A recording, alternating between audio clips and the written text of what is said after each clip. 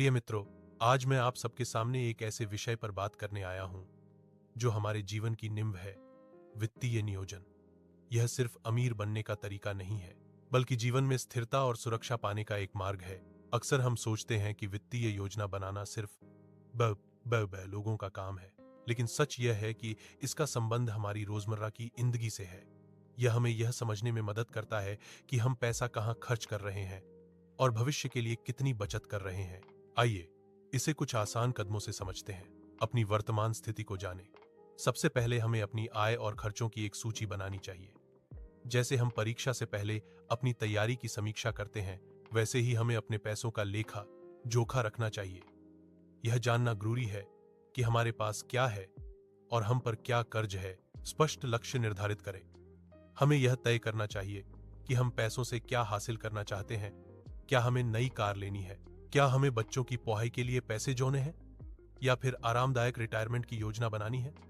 जब हमारे लक्ष्य स्पष्ट होंगे तो उन्हें पाना आसान हो जाएगा। बजट बनाएं। बजट बनाना हमें अपने खर्चों को नियंत्रित करने में मदद करता है। 50-30-20 का नियम इसका एक अच्छा तरीका है। अपनी आय का 50% जरूरतों पर, 30% इच्छाओं पर और 20% बचत और निवेश पर खर्च करें। इमरजेंसी फंड तैयार रखें। जीवन अनिश्चितताओं से भरा है।